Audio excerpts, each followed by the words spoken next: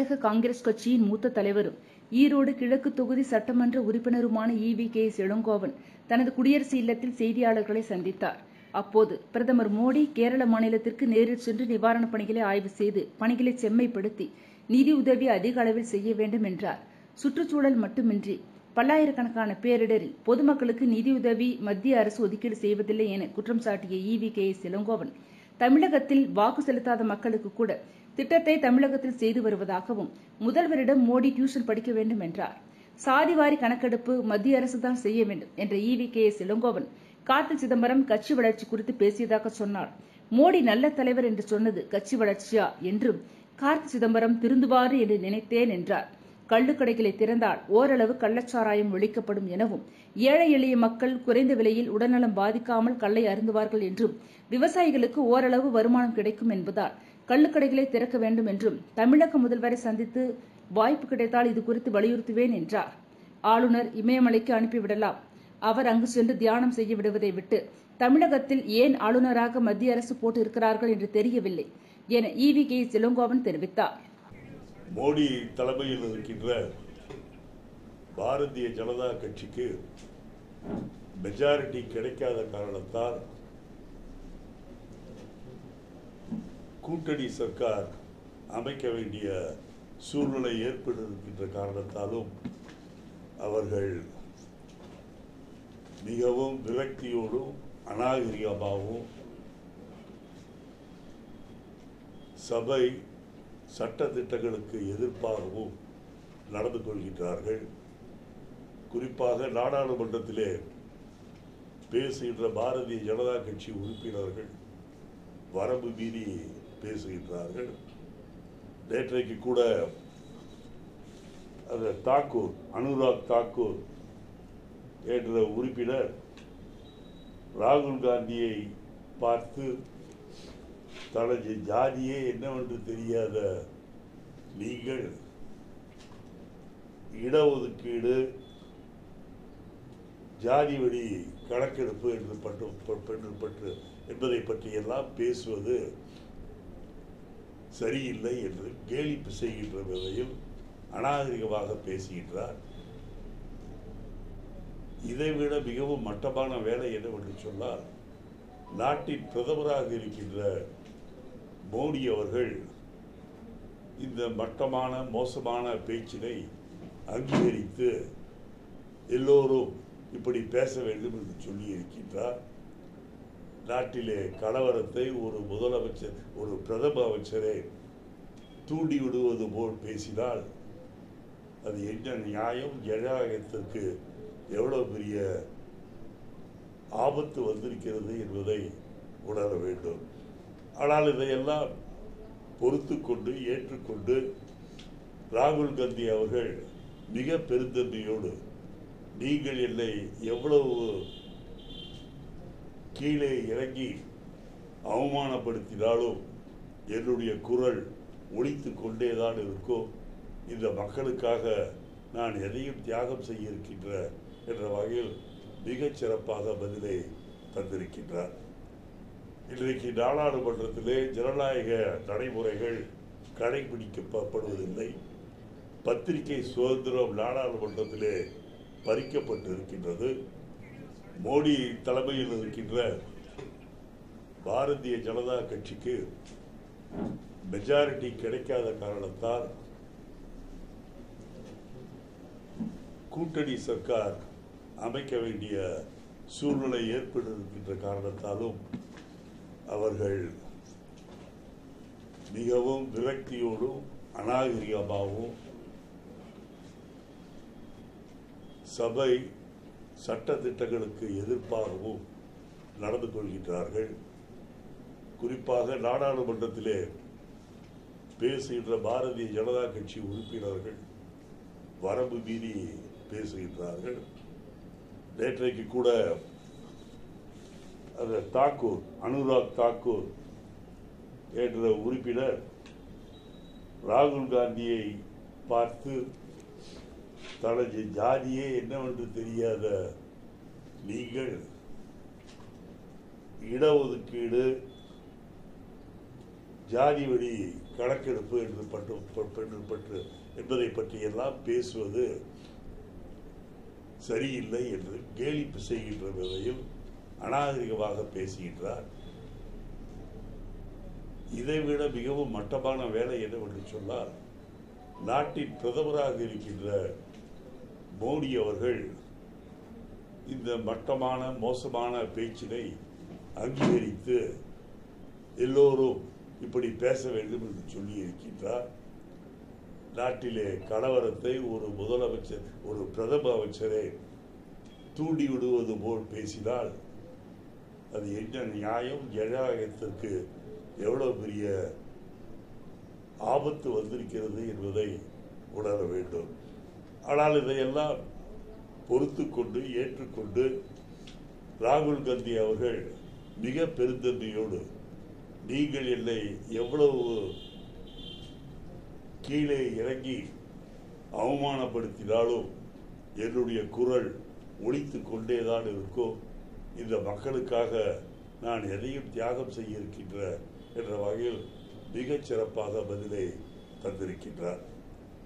இன்றைக்கு நாடாளுமன்றத்திலே ஜனநாயக நடைமுறைகள் கடைபிடிக்கப்படுவதில்லை. பத்திரிகை சுதந்திரம் நாடாளுமன்றத்திலே பறிக்கப்பட்டிருக்கின்றது. எப்போதுமே உலகத்தில் சர்வாதிகாரிகள் நிலையாக இருந்ததில்லை. ஆகவே மோடியினுடைய சர்வாதிகார தன்மை என்பது நெடுநாளைக்கு நீடிக்காது. சர்வாதிகாரத்தை எதிர்த்து மக்கள் போராடி அது நான் வயலன்ஸ் ஆக வன்முறை இல்லாமல் இருந்தாலும் சரி அல்லது வன்முறையோடும் சரி அந்த சர்வாதிகாரிகளை வீழ்த்தியதுதான் வரலாறு. ஆகவே மோடி அவர்களுடைய இந்திய மக்கள் ஒன்று சேர்ந்து திரண்டு அவரை கண்டிப்பாக அவரை ஆட்சியிலிருந்து அவரை துரத்துவார்கள். நாட்டின் ஜனநாயகத்தை மக்களே காக்க வேண்டிய சூழ்நிலை ஏற்படும். அது காந்தியின் வழியில் இருக்குமா, நேதாஜி சுபாஷ் சந்திர போஸின் வழி இருக்குமா என்று என்னால் சொல்ல முடியாது. அதோடு மட்டுமல்ல, இன்றைக்கு புதிதாக இருக்கின்ற சட்டங்களை, ஆங்கிலத்தில் இருக்கின்ற சட்டங்களை இந்தியிலும் சமஸ்கிருதத்திலும் புதிதாக கொண்டு வந்திருக்கின்றார்கள். அதிலே சிலவற்றை புதிதாக சேர்த்திருக்கின்றார்கள். அந்த சட்டத்தின்படி இங்கே அதிக அளவிலே குற்றவாளிகள் வருவதற்கு அதிலே சாத்தியக்கூறுகள் இருக்கின்றன. அது மட்டுமல்ல, அந்த சட்டத்தை பொறுத்தவரையில் ஆங்கிலத்தில் இருந்த சட்டத்தை இப்போது இந்தியிலேயும் சமஸ்கிருதத்திலேயும் அவர்கள் மாற்றி இருக்கின்றார்கள். இது எதிர்த்து நாடு முழுவதும் வழக்கறிஞர்கள் இன்றைக்கு ஆர்ப்பாட்டங்கள் சாத்வீக முறையிலே நடத்தி கொண்டிருக்கின்றார்கள். ஏன் நீதிபதிகளே இது போன்ற கருத்துக்களை சொல்லி சட்டத்தில் திருத்தம் செய்யப்பட்ட அந்த பிரிவுகளை எடுத்துவிட வேண்டும் என்று நாடு முழுவதும் போராடி கொண்டு வந்திருக்கின்றார்கள். ஆகவே உடனடியாக அந்த சட்ட திருத்தத்தை வாபஸ் வைக்க வேண்டும். அதையும் அவர்கள் பாராளுமன்றத்திலே நிறைவேற்றியது எப்படி ஏற்றினார்கள் என்று சொன்னால், எல்லா எதிர்கட்சி உறுப்பினர்களையும் வெளியேற்றிவிட்டு சபையிலே எதிர்கட்சி உறுப்பினர்கள் இல்லாத நேரத்தில் இந்த சட்ட திருத்தங்களை கொண்டு வந்திருக்கின்றார்கள். கண்டிப்பாக இதை மாற்றப்பட வேண்டும். இதுதான் வழக்கறிஞர்கள் நீதிபதிகளுடைய கருத்து. அதை ஏற்றுக்கொள்ள வேண்டும் என்று நான் கேட்டுக்கொள்ள விரும்புகின்றேன். அதேபோல் வயநாடுகளிலே ஏற்பட்டிருக்கின்ற அந்த இயற்கை பேரிடரின் காரணமாக பல ஆயிரக்கணக்கான மக்கள், லட்சக்கணக்கான மக்கள், பல 20 கிலோமீட்டர் சுற்றளவுக்கு உள்ள மக்கள் எல்லாம் பாதிக்கப்பட்டிருக்கின்றார்கள். அதிலே உடனடியாக நிவாரணத்திற்கு நடவடிக்கை எடுக்காமல் அதற்கு ராகுல் காந்தி தான் காரணம் என்று சொல்வது எவ்வளவு பெரிய மடத்தனம். ஆனால் பிஜேபி அப்படித்தான் சொல்லி இருக்கின்றது. குறிப்பாக அமித்ஷா அப்படிதான் சொல்லி இருக்கின்றார்.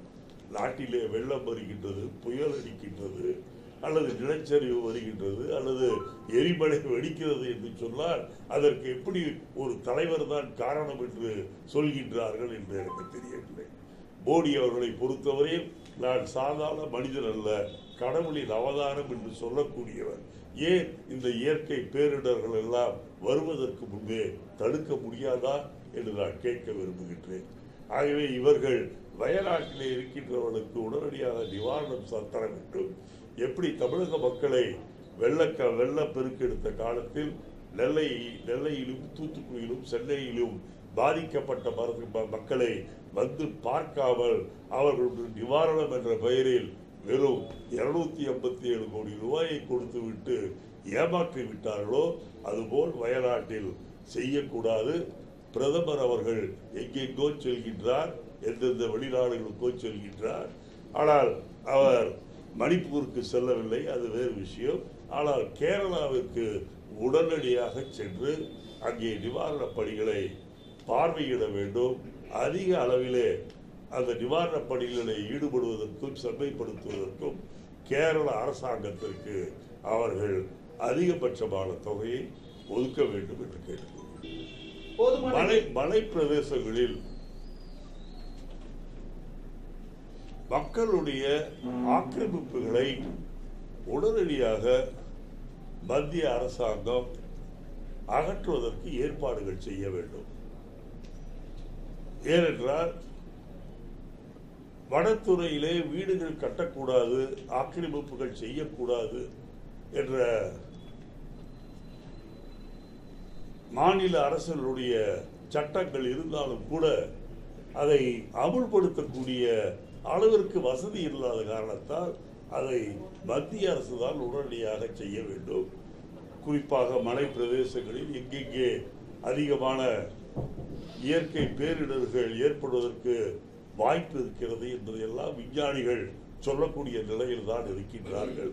ஆகவே அதை கண்டறிந்து அந்த பகுதிகளெல்லாம் பாதுகாப்பிற்காக என்ன செய்ய வேண்டும், நிலச்சரிவு ஏற்படாமல் இருப்பதற்கு தடுப்பு சுவர்கள் கட்ட வேண்டுமா அல்லது வேறு ஏதாவது செய்ய வேண்டுமா என்பதை மோடி அவர்கள் ஆராய வேண்டுமே தவிர அவர் அதை விட்டு எங்கே கோயில் கட்டலாம், எந்த கோயிலில் இப்போ ராமர் கோயில் கட்டாங்க, இப்போ ராமரே அங்கே லீக் ஆகிட்டு இருக்காரு, அதிலே செலுத்துகின்ற கவனத்தில் கொஞ்சம் இங்கேயும் அவர்கள் கவனம் செலுத்த வேண்டும் என்று கேட்டு, சுற்றுச்சூழலுக்கு மட்டுமல்ல வெள்ளம் ஏற்பட்டு மக்கள் மரணம் அடைந்து பல ஆயிரக்கணக்கான மக்கள் தவிக்கின்றார்கள், உள்ள உணவில்லை என்ற நிலை ஏற்படும் போது கூட இந்த மத்திய சர்க்கார், இந்த மோடியின் சர்க்கார் உதவுவது கிடையாது.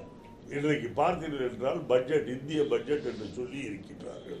அது இந்திய பட்ஜெட்டாக இல்லாமல் பீகாருக்கும் ஆந்திராவுக்கும் உரிய பட்ஜெட்டாகத்தான் இருக்கின்றதே தவிர அந்த பட்ஜெட்டை பொறுத்தவரையில் 140 கோடி மக்களுக்கும் உரிய பட்ஜெட் என்று சொல்ல முடியாது. தமிழகத்தை பொறுத்தவரையில் முதலமைச்சர் ஸ்டாலின் அவர்கள் வாக்களித்தவர்களுக்கும் அளிக்காதவர்களுக்கும் நான் எல்லா திட்டங்களையும் அமுல்படுத்துவேன், அவர்களும் நன்மை பெற வழி செய்வேன் என்று சொல்லி கோயம்புத்தூர் பகுதியிலேயே 2-3 முறை வந்து பல திட்டங்களை எல்லாம் ஆரம்பித்து சென்றிருக்கின்றார். ஆகவே ஒரு நாட்டை எப்படி ஆள வேண்டும் என்பதை மோடி அவர்கள் கொஞ்சம் சுயநலம் பாராமல், அவருடைய எந்த விதமான வெட்கமும் இல்லாமல் நம்முடைய முதலமைச்சர் ஸ்டாலின் அவர்களை பார்த்து அந்த வழியை பின்பற்ற வேண்டும். அவரிடம் டியூஷன் எடுத்தால் கூட பரவாயில்லை, தப்பில்லை. மக்கள் எவ்வளவு நாள் காந்தி வழியிலேயே இருப்பார்கள், மக்கள் ஒரு நாள் பொங்கி எழுவார்கள். மக்கள் தங்களுக்கு கைகளும் இருக்கின்றது, அந்த கைகளிலே எங்களுக்கு ஆயுதங்களை ஏந்தவும் தெரியும் என்று காட்டக்கூடிய நாள் விரைவில். அதை தூண்டுகின்ற வகையில் பேசவில்லை. மோடியை போன்ற ஒரு அநாகரிகமாக, ஒரு சமாதானத்திற்கு வர முடியாமல் ஒரு அநாகரிகமாக மிகவும் வன்முறையை தூண்டுகின்ற வரையில் ஒரு பிரதமரே பேசும்போது நாட்டிலே அது போன்ற சூழ்நிலைகள் ஏற்படுவதற்கு வாய்ப்பு இருக்கிறது என்றுதான் சொல்கின்றேன் ஒழிய நான் வன்முறையை தூண்டுவதற்காக அது சொல்றேன். முடிஞ்சு போல சஞ்சய் நீங்க திருப்பி கேட்குறீங்க. கட்சியினுடைய வளர்ச்சிக்கு சொன்னார்னு அப்போ மோடி நல்ல தலைவர் என்று அவர் சொல்றது கட்சிக்கு வளர்ச்சிக்கு உகந்ததான். பழைய கதையெல்லாம் இருக்குங்க, நிறைய இருக்கு. ஒரு மாசத்துக்கு முன்னாடி கட்சி ஊழியர்கள் கூட்டத்துல பேசுனதுக்கு இன்னைக்கு வந்து அண்ணன் பதில் சொல்லிடுறாரு. ஒரு மாசத்துக்கு ஆனால் 5 நாளைக்கு முன்னாடி பேசுறாரு. எனக்கு அது சங்கடமாக இருந்தது. ஆனால் நான் அதை மிகவும் கவலைப்பட்டேன். அந்த நேரத்தில் ஒரு 4 நாள் கழித்து பத்திரிகையாளர்கள் என்னை கேட்டபோது என் கருத்தை நான் சொன்னேன் ஒழிய அதை நான் உண்மை சொல்லி இருக்கலாம், ஆனால் திருந்துவார்கள் என்று நினைத்தேன். ஆனால் தொடர்ந்து 2-3 கூட்டங்களில் இது போன்ற செய்திகள் காங்கிரஸ் கூட்டங்களிலே வந்த காரணத்தால் தான் பத்திரிகை நிருபர் கேட்டதற்கு நான் பதிலளித்தேன். என்னை பொறுத்தவரை என்னுடைய தனிப்பட்ட அபிப்பிராயம் கள்ளுக்கடைகளை திறக்க வேண்டும். என்னுடைய தனிப்பட்ட அபிப்பிராயம் கள்ளுக்கடைகளை திறப்பதன் மூலம் ஏழை எளியவர்கள் உடம்பு கெடாமல், அவர்களுடைய உடல் நலம் கெடாமல் ஒரு குறைந்த விலையில் அவர்கள் கல்லை சாப்பிட முடியும். அநேகமாக கள்ளுக்கடைகளை திறந்தால் ஓரளவிற்கு கள்ளச்சாராயம் எல்லாம் ஒழிக்கப்படும் என்று நான் விவசாயிகளும் மகிழ்ச்சி அடைவார்கள். விவசாயிகளுக்கு இன்றைக்கு விவசாயம் செய்வதிலே அதிக வருமானம் வராத காரணத்தால் கல்லெடுக்க அனுமதிப்போம் என்று சொன்னால் அதன் மூலம் விவசாயிகளுக்கு வருமானம் பெருகும். ஆகவே இது என்னுடைய தனிப்பட்ட கருத்து. முதல்வரை பார்க்கக்கூடிய வாய்ப்பு கிடைத்தால் கண்டிப்பாக முதல்வரிடம். தமிழ்நாடு ஆளுநர் ஆர்.என். ரவியினுடைய பதவிக்காலம் முடிஞ்சிருச்சு, அவருக்கு எக்ஸ்டென்ஷன் கொடுக்குறாங்க அப்படின்ற மாதிரி சொல்லிட்டு இருக்காங்க. நீங்கள் பேசாமல் அவரை இமயமலைக்கு அனுப்பிவிடலாம். இமயமலைக்கு அனுப்பினால் அங்கே போய் அவர் தியானம் செய்து கொண்டிருந்தால் நல்லபடியாக இருக்கலாம். அனாவசியமாக அவரை கவர்னராக போட்டு இருக்கின்றவர்களுக்கெல்லாம் ஏன் தொல்லையாக அவர் இருப்பதற்கு அவருக்கு வாய்ப்பு தருகின்றீர்கள். ஈரோட்டில் சுகாதார பணியாளர் ரொம்ப குறைவா இருக்காங்க. மாநகராட்சி சுகாதார பணியாளர் ரொம்ப குறைவா இருக்காங்க. சுகாதார பணியாளர்களையே பல பேர் தற்காலிகமாக இருக்கின்றவர்களை நிரந்தர சுகாதார பணியாளர்களாக மாற்றுவதற்கு நடவடிக்கைகள் எடுக்கப்பட்டு வருகின்றது. சுகாதார பணியாளர்கள் பத்தவில்லை என்று சொன்னால் நான் நம்முடைய மாவட்ட அமைச்சர் முத்துசாமி அவர்களிடம் சொல்லி அதை தீர்ப்பதற்கு என்ன வழிவகை செய்யும். EPS தனி மனிதர் என்ன வேண்டும் சொல்லலாம்.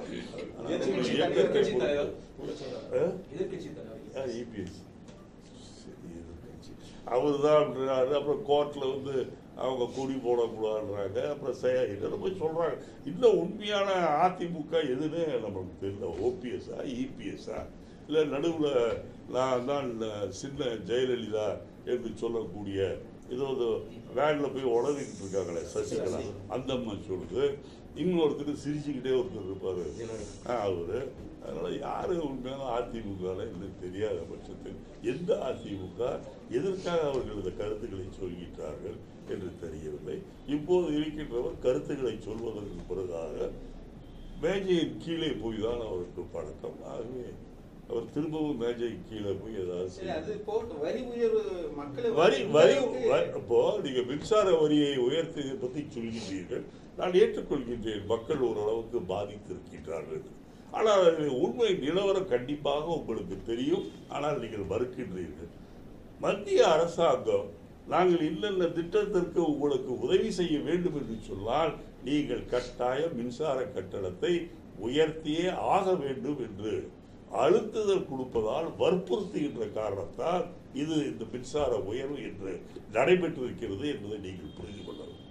உயர்ந்த பிறகும் பார்த்தீர்கள் என்றால் பல மாநிலங்களில் இருக்கின்ற மின்சார அவருடைய யூனிட்டுக்கு இவ்வளவு விலை என்று சொல்வதை விட தமிழகத்தில் அது மிகவும் குறைவுதான். இருந்தாலும் மக்கள் கொஞ்சம் அதனால் அவதைப்பட்டு கொண்டு இருக்கின்றார்கள். ஆனால் அதற்கு மாநில அரசு காரணம் அல்ல, மத்திய அரசினுடைய வற்புறுத்தல் தான் அதற்கு காரணம். அது மத்திய அரசு சொல்றீங்க. இப்போ ஆன்லைன் ரெஜிஸ்ட்ரேஷன் ஃபீ உயர்த்திட்டாங்க. நேற்று வந்து சென்னை மாநகராட்சியில் 150% லைசன்ஸ் ஃபீ, ப்ரொஃபஷனல் டாக்ஸ் எல்லாம் உயர்த்திட்டாங்க. இதுக்கு யார் காரணம்? நீங்கள் வரி உயர்த்துவது என்பது வேண்டும் என்று யாராவது உயர்த்துவார்களா? மக்களுக்கு தொல்லை கொடுக்க வேண்டும் என்று மக்களால் தேர்ந்தெடுக்கப்பட்டவர்கள், மீண்டும் மக்களால் தேர்ந்தெடுக்கப்பட வேண்டியவர்கள் மக்களுக்கு பிடிக்காத விஷயங்களை அவர்கள் வேண்டும் என்றே செய்வார்கள். அப்படி கிடையாது. அட்டை இருக்கின்ற பல திட்டங்களுக்கு இன்னைக்கு பார்த்தீங்களா 3000 கோடி நம்ம வெள்ளப்பெருக்குக்கு கேட்டோம். தூத்துக்குடிக்கும் சென்னைக்கும் திருநெல்வேலிக்கும். அதான் நாம 37,000 கோடி கேட்டோம். அவங்க 254 கோடி தான் கொடுக்கணும். மத்திய சர்க்கார் கொடுக்கவில்லை என்று சொல்லி நாம் மக்களை அப்படியே அனாதைகளாக நீங்க இருந்த போது அதே தான் செய்தீங்க. கேட்ட தொகை எப்பவுமே எந்த அரசும் கொடுத்தது இல்லை. EPS கூட நேற்று சொல்லியிருக்கேன். நான் இல்லையே. நீங்க என்ன காங்கிரஸ் ஆட்சி? ஒருவேளை நான் பிரதமராக நீங்க மினிஸ்டரா இருந்தா நான் மினிஸ்டராக இருக்கும்போது ஜவுளித்துறையில மந்திரியாக இருந்தேன். காங்கிரஸ் எப்போதெல்லாம் ஆட்சிக்கு வருகின்றதோ அப்போதெல்லாம் ஜவுளித்துறை என்பது சிறப்பாக இருந்தது. நாங்கள் இருக்கும் போதுதான் இந்த செல்வாட்டு வரியெல்லாம் நாங்கள் நீங்களோம். ஆகவே காங்கிரஸை பொறுத்தவரையில், என்னை பொறுத்தவரையில் நாங்கள் இருந்த இதில் செம்மையாகத்தான் நடந்தது. இப்போது அவர்கள் ஏன் இப்ப நீங்க ஆயிரக்கணக்கான கோடி ரூபாய் ஆந்திராவுக்கும் பீகாருக்கும் தூக்கி கொடுக்குறீங்களே, ஏன் 10 வருஷ காலமாக நீங்க செய்யவில்லை? இப்ப ஏன் செய்யறீங்க? ஏன்னா நீங்கள் உட்கார்ந்து இருக்கின்ற நாற்காலிக்கு ஊன்றுகோலாக 4 கால் என்று சொன்னால் 2 காலாக அவர்கள் இருக்கின்ற சிதம்பரம் பீரியட்ல தான் அந்த ஆந்திராவை பிரிவினை செய்யப்பட்டது. அதுக்கு ஒரு தலைநகர் வேணும்னு அப்போ போடப்பட்ட ஒப்பந்தம் தான். அந்த ஒப்பந்தத்தை அடிப்படையில் சிதம்பரம் காலத்தில் தான் ஆந்திரா பிரிக்கப்பட்டது, நான் ஏற்றுக்கொள்கிறேன். அதே இது நீங்கள் அந்த காலத்திலே நேரு அவர்கள் இருக்கும் போதுதான் தமிழ்நாட்டிலே இருந்து கேரளா, கர்நாடகாவின் ஒரு பகுதி என்றெல்லாம் பிரிந்தது. இதெல்லாம் நாட்டை, மாநிலத்தை ஆட்சி செய்கின்றதற்கும் பராமரிக்கின்ற சௌரியத்திற்காகவும் சில சமயங்கள் மாநிலங்கள் 2ஆக 3ஆக பிரிவு ஏற்ப உத்தரப்பிரதேசில் பண்ணலையா, குஜராத்தில் பண்ணலையா, மாப்பியில பண்ணலையா? அங்கே மாநிலங்களை பிரிப்பது என்பது இங்கே சுதந்திரத்துக்கு முன்னால் இல்லை, காமராஜர் ஆட்சியின் போது தமிழகத்தில் எத்தனை மாவட்டங்கள் இருந்தன, இப்போது எவ்வளவு மாவட்டங்கள் இருக்கின்றது? இதெல்லாம் ஆட்சி செய்ய வேண்டும் பண்ணுகின்றவர்கள் அவர்கள் வசதிக்காக. இது பார்த்தீங்கன்னா தமிழ்நாடு முழுவதும் ஒரு 10-15 கலெக்டர்கள் தான் இருப்பாங்க. இன்னைக்கு பார்த்தீங்கன்னா 30-40 கலெக்டர்கள் இருக்காங்க. ஆட்சி செய்வதற்கு வசதியாக நிலைமை மாறும்போது சில திட்டங்கள் செயல்படுத்தப்படும். ஆகவே அதையே நாம் குற்றமாக சொல்வது தவறு என்று. நெல்லை ஜெயக்குமார் வழக்குல தமிழக காவல்துறை என்ன நடவடிக்கை எடுத்தாங்க? சட்டம் ஒழுங்கு சந்திச்சிருப்பதற்கு அவங்க தான் காரணம், தமிழக அரசு தான் காரணம். மறுபடியும் கூட பாத்தீங்கன்னா காங்கிரஸ் கட்சிக்கு அதை பத்தி எடுத்த நடவடிக்கைக்கு அதை பத்தி எந்த கவலையுமே இல்லை அப்படின்னு சொல்லி முன்னாள் சட்டத்துறை அமைச்சர் இல்லை, நீங்கள் சட்டத்துறை அமைச்சர், அவரு சட்டத்துறை அமைச்சராக இருக்கும் போது கொலை செய்தவர்கள் எல்லாம் 2 நாள் 3 நாள் 2 மாசம் 3 மாசத்துல பிடிச்சிட்டாங்களா? கிடையாது. அதே நெல்லையிலே வேணுகோபால் என்ற எங்களுடைய கட்சி, இளைஞர் காங்கிரஸ் கட்சி தலைவராக ஒருவர் இருக்கின்றார். அவருடைய வீட்டிலே கிட்டத்தட்ட 150 சவரனுக்கு மேல் கொள்ளை போயிற்று. அப்போது எம்ஜிஆருடைய ஆட்சி. இன்றைக்கு வரைக்கும் அதை பற்றி ஒரு சிறு துப்பு கூட கிடைக்கவில்லை. அது சில நேரங்களில் சில வழக்குகளை விசாரிப்பதற்கும் அல்லது கண்டுபிடிப்பதற்கும் கொஞ்சம் நாட்கள் ஆகத்தான் செய்யும். நான் ஏற்கனவே சொன்னபடி கொலை செய்கின்றவர் போலீஸ்காரர்களிடம் நான் இந்த இடத்திலே இந்த டோர் நம்பரிலே அந்த மனிதனை நான் கொல்ல போகின்றேன் என்று சொல்லிவிட்டு அதை போய் செய்தால் வித்தின் செகண்ட்ஸ் பிடித்து விட முடியும். அவன் எங்கேயோ இருந்து ஸ்கெட்சு போடுறான், எங்கேயோ இருந்து ஆளுகள் அனுப்புறான். ஒரு தடவை கேட்டீங்கன்னா இந்த ஆப்ஸ்டாக் வழக்கில் ஈடுபட்டால் நேபாளுக்கு போயிட்டான்னு சொல்றாங்க. குற்றவாளிகளும் அவர்களை பிடிப்பது என்பது 100க்கு 100 உடனே செய்ய வேண்டும் என்று சொல்வது சாத்தியமில்லை. இந்த வருடம் வரைக்கும் 600 கொலை நடந்திருக்கு தமிழ்நாட்டில், எப்பவும் இல்லாத அளவுக்கு. கேட்டா அவரு துரைமுருகன் இவரு சட்ட அமைச்சர் சொல்றாரு, புதுசா ரவுடிகள் வராங்க, நாங்க என்ன செய்யறதுன்றாரு. அவர் புதுசா ரவுடிகள் வராங்க அப்படித்தான் சொல்லுவாங்க. ரவுடிக்கு தானே பண்ணுவான். இப்ப நானும் நீங்களும் போய் யாரையா கொலை செஞ்சிருவோமா? கண்டிப்பா நான் செய்ய மாட்டேன். நீங்க இலங்கை தமிழர்களுடைய பிரச்சனையை தீர்ப்பதற்கு தனி அமைச்சரை போடுவோம் என்று மோடி 10 வருடத்துக்கு முன்னாடி சொன்னார். இன்றைக்கு வரைக்கும் எங்க தனி அமைச்சரை போட்டிருக்காங்க. உடனடியாக நடவடிக்கை எடுக்க வேண்டியவர்கள் மத்திய அரசாங்கத்திலே இருக்கின்றவர்கள், நம்முடைய ராணுவம், கடற்படை, விமானப்படை, அவர்கள் அதை செய்ய வேண்டுமே தவிர திடீர்னு அவங்க எங்களுக்கு அதுக்கு சம்மந்தம் இல்லாத போல் நடந்து கொண்டால் நாம் என்ன செய்வது? நம்மை பொறுத்தவரையில் நம்மால் அங்கே போய் அவர்களை இழுத்து வர முடியாது. மாநில சர்க்கார். ஆகவே நம்முடைய குறைகளை கைது செய்யப்பட்டால் அவரை விடுதலை செய்யுங்கள் என்று கோரிக்கை தான் வைக்க வேண்டுமே ஒழிய கோரிக்கைக்கு மரியாதை இல்லை என்று சொன்னால் அடுத்த நடவடிக்கையை மத்திய அரசு தான் செய்யும். இங்க பல்கலைக்கழகத்தில் ஊழல் என்பது கிட்டத்தட்ட ரொம்ப நாட்களாகவே நடந்து கொண்டிருக்கின்றன. அந்த காலத்தில் பல்கலைக்கழகங்கள் என்பது சென்னை பல்கலைக்கழகம், அண்ணாமலை பல்கலைக்கழகம் என்று 2-3 பல்கலைக்கழகம் தான் இருந்த காரணத்தால் அதை நாம் கண்காணிப்பது அல்லது அதை நாம் நல்ல முறையில் நடத்துவது என்பது சாத்தியமாயிற்று. ஆனால் இன்றைக்கு இருக்கின்ற மக்கள் எல்லாம் படிக்க வேண்டும் என்று சொல்லும் போது பல்கலைக்கழகங்களுடைய எண்ணிக்கை என்பது அதிகமாகிவிட்டது. அது மட்டுமல்ல, இப்போது இருக்கின்றார் ரவி என்ற கவர்னர், அவரை போன்ற கவர்னர்கள் வந்தால் அவர்கள் ஏதோ காட்சி மும்பையாக இருக்க வேண்டுமே தவிர சான்சலர் அவருக்கு ஒரு மரியாதை கொடுத்தார். இவர்களை போன்றவர்கள் இன்றைக்கு பல்கலைக்கழகத்திலே எல்லா விஷயங்களிலும் தலையிடுகின்றார். இவருக்கு முன்பிருந்த கவர்னரை பார்த்தீர்கள் என்றால் ஒரு பெண் கைது செய்யப்பட்டார், வழக்கு நடந்தது, குற்றவாளி என்று பெண் இது பண்ணிவிட்டார். ஆனால் யார் அதற்கு காரணம்? அப்போது இருந்த கவர்னர் தானா இல்லையா என்பதை கூட அவர்கள் விரிவாக சொல்லவில்லை. ஆகவே கவர்னர்கள் ஒழுங்காக இருந்தால் யூனிவர்சிட்டிஸும் ஒழுங்காக இருக்கும். அமைச்சரே இருக்காங்க, நீங்க அமைச்சர் இல்லாம நிகழ்ச்சி நடந்துறீங்களே. அமைச்சருக்கு எல்லாம் ஒரு அதிகாரம் இருக்கின்றதா? கவர்னர் இங்கே உட்காந்துட்டு நான் தான் எல்லாம் அனுப்பிட்டார் ரவி. அப்ப நம்ம என்ன பண்ண முடியும்? அரசாங்கத்தோடு ஒத்து அரசாங்கம் மக்களுக்கு செய்கின்ற திட்டங்களை ஆதரிக்கின்ற நல்ல உள்ளம் படைத்தவர் கவர்னராக வந்தால் பல்கலைக்கழகங்களில் இது ஓடு இருக்கின்ற கருப்பு ஆடைகளை நீக்க முடியும். ஆனால் நீங்கள் ஒரு பக்கம் நீக்க வேண்டும் என்று நினைத்தால் கவர்னர் அவர்களுக்கு ஆணாக இருந்தாலும் சரி, அதுவும் பெண்ணாக இருந்தாலும் பாதுகாப்பு அதிகமாக தருகின்றார். இந்த நிலையில் எப்படி நீங்கள் என்ன தவிர்க்க